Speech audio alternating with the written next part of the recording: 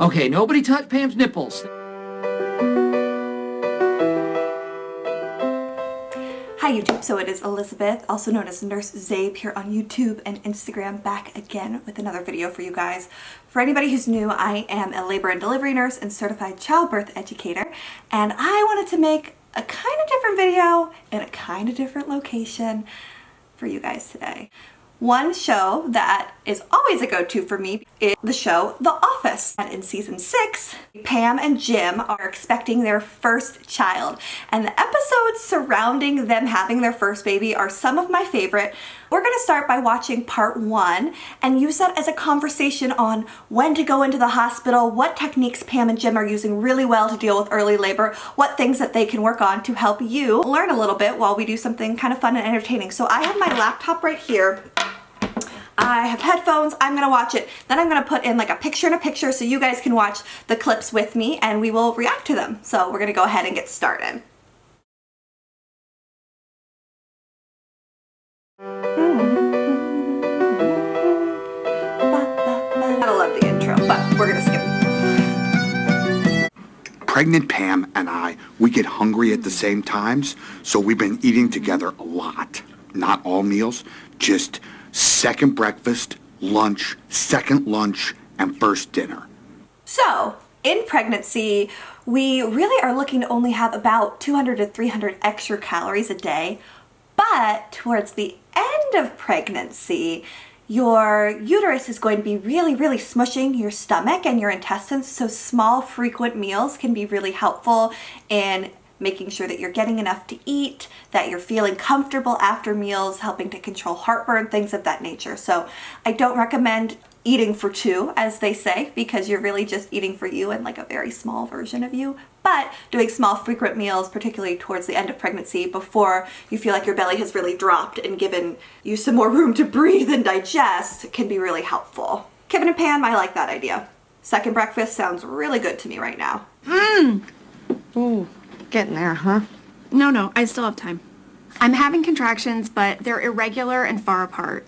So I'm not really in labor, I'm near labor. Okay, I love that. I love that she's aware. Yes, I'm having contractions, but contractions in and of themselves do not mean that I am in labor. Pam knows that infrequent far apart contractions could be early labor that's going to ramp up into something else, but there's no reason to stress out about it right now. We don't need to head to the hospital on the first contraction because more than likely you will be sent home. Yeah, we're slow playing it because of our stupid HMO. If we check in after midnight, I get an extra day to recuperate surrounded by doctors. Not to mention the extra night's sleep in the hospital will be very nice because once we bring the baby home, if it's crying all night, one of us is going to have to take care of it. And I do not plan on helping unless it's a boy. I cannot wait for that joke to be over. Okay, so they talked about how they are waiting hopefully to go in after midnight to get an extra night with the baby in the hospital. So a few things on that. In the time of COVID-19, we are encouraging hastier discharges as long as mom and baby are stable and breastfeeding is going well. But then also, every hospital that I've worked at, and of course check with your obstetrician or midwife if the policies in your hospital are the same, that countdown of coming in after midnight does not count until the baby is born. So you could be in the hospital for 4 days of labor and it's not like, oh, well, because of your 4 days of labor, now you just have to go home with your baby. No, not how that works. So you are in the hospital for your labor and the timer on your discharge clock does not start until your baby's born. Now, if you have a baby who's born at 11:53 p.m., that 5 minutes before midnight will count towards that first night in the hospital. But if your baby's born at 12:01 a.m., you get 2 nights in addition to that. So every midnight counts as another night. Nowadays, we have more hospitals that are what we call baby friendly. It's a breastfeeding initiative, and one part of that is the baby's room in. We have less respite care nurseries for the babies to go in for mom and dad to sleep without babies in the room. So again, something to check out at your hospital. I have worked at both facilities and there are definitely pros and cons to both options, but it's good to know what option you yourself are getting into when you go to have your baby. Oh!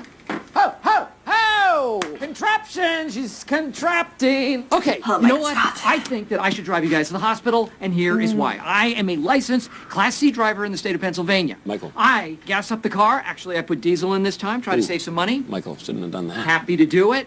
Also, I did a heck of a job baby-proofing this office. You know the baby's not going to live here, right? Well, the baby was conceived here, so might as well live here a little bit too. That logic's airtight, but unfortunately it wasn't conceived here. Burning Man, porta potty. Ooh! Yuck! TMI! How was it? I don't want to know. Tell me later. Do we go to the hospital after one contraction? No. No, so Pam has the right idea. We're not going to the hospital. And Michael is that very excited family member who cares a little bit too much about everything that's going on. And maybe it would be better if he wasn't here at this moment, but he is. And I think later he'll serve as a nice distraction for us. We do not need to go to the hospital. Did you know that labor can last weeks? Then they take your insides out and they just plop them on a table, and sometimes epidurals don't work. You can poop yourself. Yes, Kelly. All of those things are true. But at the end, you get a baby, which is exciting, and they don't really take your insides out and plop them on a table. You just deliver the baby, and then you deliver the placenta. You might poop yourself. Guess what? We don't care. We wipe it away, and we're not going to tell you any differently. And it can last for weeks, but active labor should not last for weeks. Sometimes we have prodromal labor, also known as false labor. I hate that because that's very insulting to you. It's not to say that it doesn't hurt. I'm going to make a video all about prodromal labor and what we can do and things we can do to help speed that process along. That's 7 minutes. Here we go. Hold on. It isn't midnight yet. Are you serious? Pam. No, the doctor said every 5 to 7 minutes. I'm going to be okay. We should really try to make it to midnight. Pam, please. Yeah, no, you really should. Because if your baby's born tomorrow, he's going to have the same birthday as Butt Mud Brooks, my old roommate. Did you hear that? Butt Mud Brooks. Okay, but we are leaving at 5 minutes apart. 5 minutes apart. So the plan was 7 minutes. But we're calling an audible because that's her call because she's the quarterback.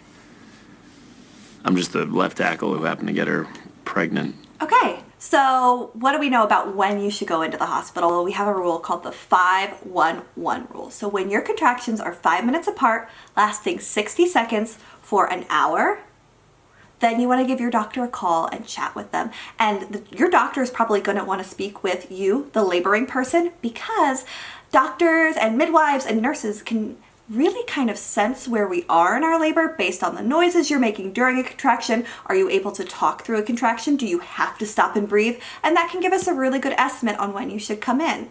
Another thing that might affect when you come in is your Group B strep status. And I will go ahead and throw in my iCard a video all about Group B strep for y'all.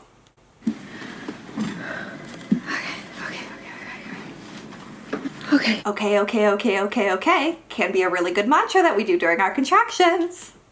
I feel like this noise is going to prevent Pam from being able to listen to her body's signals. Actually, the distractions are good. I mean, I don't think I'm going to make it till midnight if I'm just sitting here thinking about it. Distractions are good. That means conference room, 5 minutes. No, 5 seconds. Right now, conference room.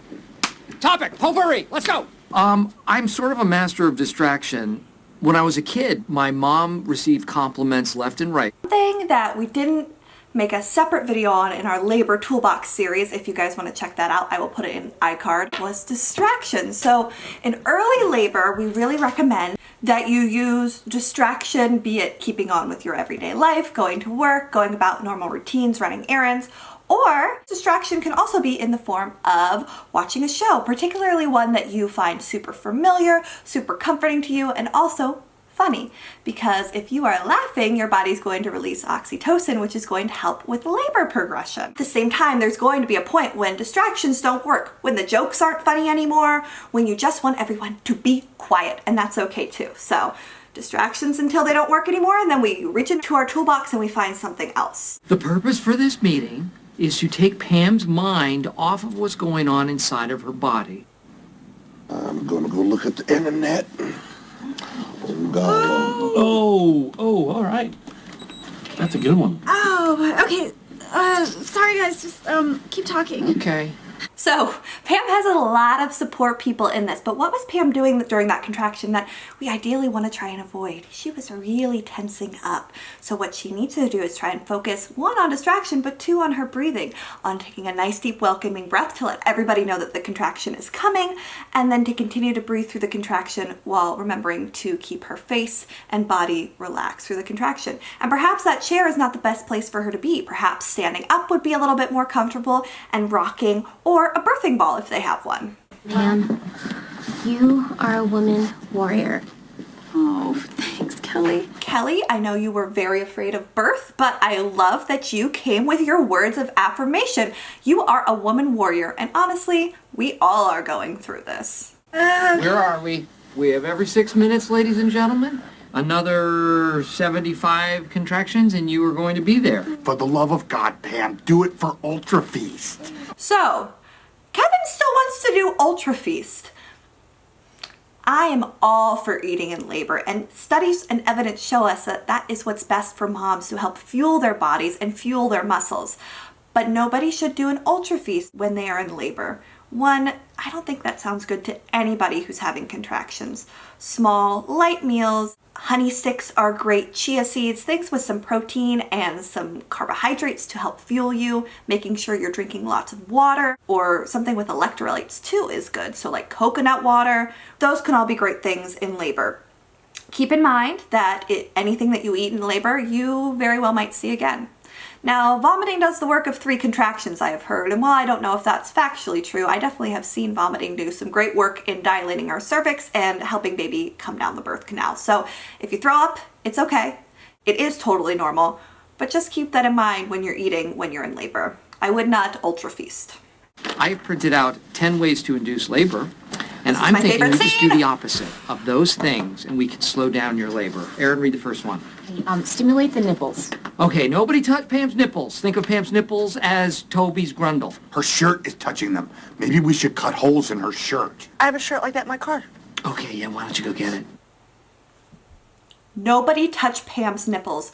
I want this on a mug. I want this on a shirt. This is my favorite thing. I don't know why this isn't memed. Maybe we need a labor nurse meme this, but nobody touch Pam's nipples is definitely the funniest thing I have ever heard. Because yes, nipple stimulation in labor releases oxytocin, which makes contractions come. It is okay if your shirt touches your nipples, though. That's not gonna make you go into labor. Nipple stimulation with hands, water, or a pump is what's gonna get things moving in that direction. Okay, the second one is walk around. We're already doing the opposite of that. Perfect.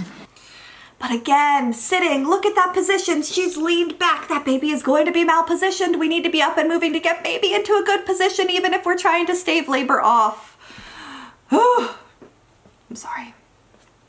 Okay, number 3, eat spicy foods. Okay, the opposite of that. Stick spicy food up her butt. Nope. Nope. Nope. Don't stick anything up your butt. Nothing in the butt, please. Thank you. Thank you from a labor nurse. Nope. Come on, let's go to the hospital. Jim, Pam, let's go to the hospital sweetie, now. I love you, but you're really distracting me from my distractions. Okay, great. Well, sorry. Why don't you go do some work? Great. I know Pam better than anyone in this office, and obviously she's gone crazy, but everybody wants to say that I'm crazy. But I'm not crazy, she's crazy. I'm not crazy, she's crazy. 5 to 7 minutes. 5 to 7 minutes. 6 minutes. Different, but not really. 5 to 7 minutes. Oh, Jim, I know. It's hard. It's hard when you're not in control of what's going on. Labor is not something that we can fix. We want to try and come in active labor, so when our cervix is about 6 centimeters dilated. But I think it's really important to, within reason, listen to the laboring person and listen to how she's feeling, and call your doctor if you feel like you need to speak with it. But I think everything's going to be okay, Jim. He needs to do some breathing techniques too. We'll link him to my breathing video. Hey. Hey. Oh. I'm not going to get in the car, because I know if I do, you'll try to drive me to the hospital. You know me too well. Okay, Jim. Yeah. Everything is fine. You don't have to Totally. worry. Try not to think about it. She's not coming out for a while, okay? Did you say she? I called the doctor like a week ago. I couldn't wait. Oh, God, don't be mad. Mad? How could I be mad? We're having a little girl. Mm-hmm. Wow, we're having a little girl. Oh, man. I know. Whew, all right. Well, I definitely feel better. Good. Yeah. Okay. Okay, guys, that was sweet. I think Jim needed that little moment of realization, like this is not just all about the labor, right? And what's happening with mom's body. This is about what we're about to have, which is a little girl. And it makes me cry a little bit because we have a little girl and I love her. I love both my babies. Hey, did you change? Oh, yeah. My water broke. Oh. No. Okay, so this is definitely labor. We are having cervical change, more than likely. Our water's broken, so we are definitely having a baby sometime in the next day or so. When our water breaks and we're at home, there is an acronym that we like for support people to remember. It is TACO. So what time, how much, what was the color, and was there an odor? There really shouldn't be much of an odor. The color ideally should be clear. If we're seeing the color to be green or brown or super bloody, that's definitely something that you want to let your doctor know about. Sometimes it's brown or green because the baby has passed their first poop before they have been born.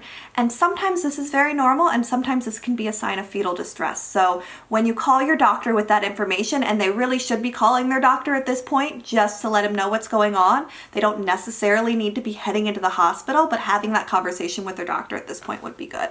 And if there was an odor or color other than clear, that would be an indication for us to head to the hospital as well. Oh, whoa. Pam? Oh. Pam, okay. All right.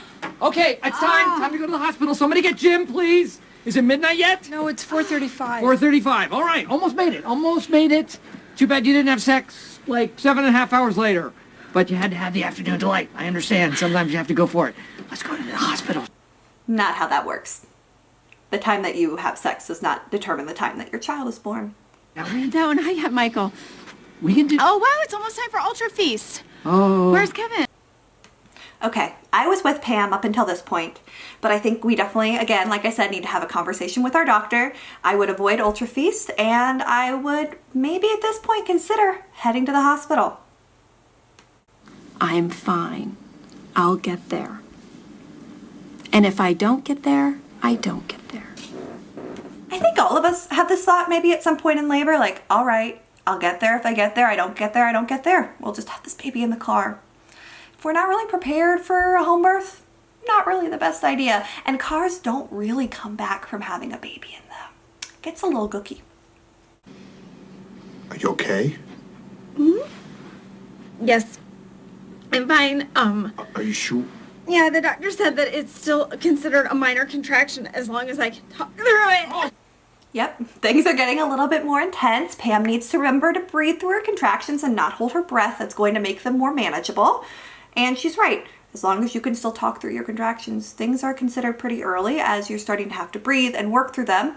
Again, 511 rule. Go ahead and give your doctor a call and see what they suggest as far as coming in. Here we go. That's Okay. right. Let's do this. Let's give it a No, shot. it's better. Here That we wasn't go. even the worst of them. I'm fine. Hey, come on. They're Let's not go to that the bad hospital. still, babe. Pam. No, Let's it's do crossing. this. It's Pam, fine. it's time. Let's go to the Let's hospital. go, It's Pam. okay. Oh, Michael says we should go now. Yeah, I It's think we should fine. head out.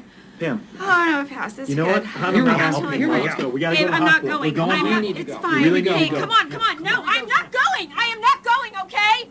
All right. I'm not going today because I can't do it. I don't think I can do it. Hey, are you kidding me? Are you kidding?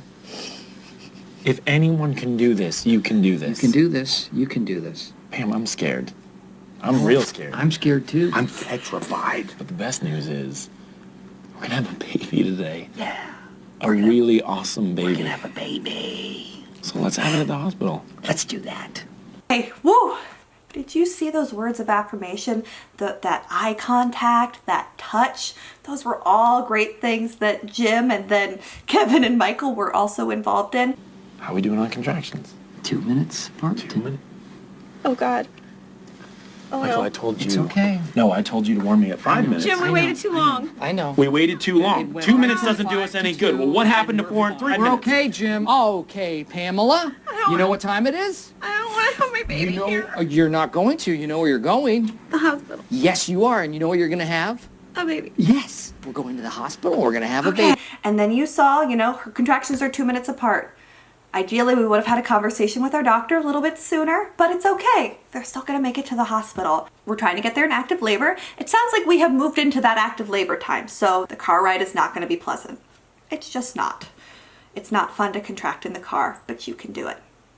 All right, we're driving ourselves. No, actually. Jim, you are in no condition to drive. I will drive you. Check. Got it. All right, I have my wallet. Yes? Go bag's in the car. Go bag, where's my Keys. go bag? So Where's my go I need my bag? keys. There's nothing in it. You are telling me now that there is nothing in it. Okay, great. Oh, hey, should I bring a dictionary to the hospital? The hospital will provide dictionaries. Bring a thesaurus. Has anyone checked how dilated she is? This is ridiculous. Right, get away. No. Dwight, let Jim do that, please. Okay. I didn't know we had a tape measure.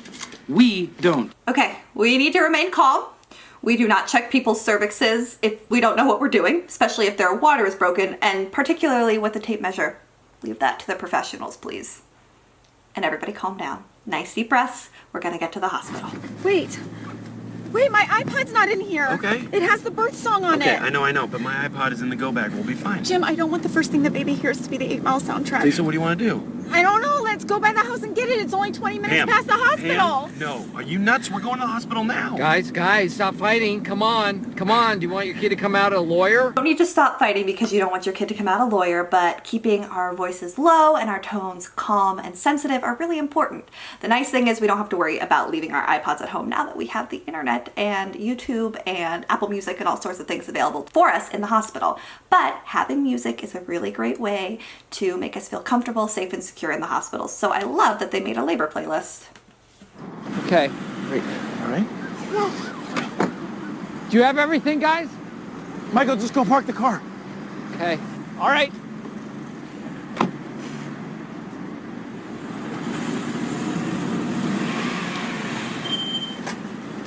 Don't park in Sir, ambulance parking. It's okay.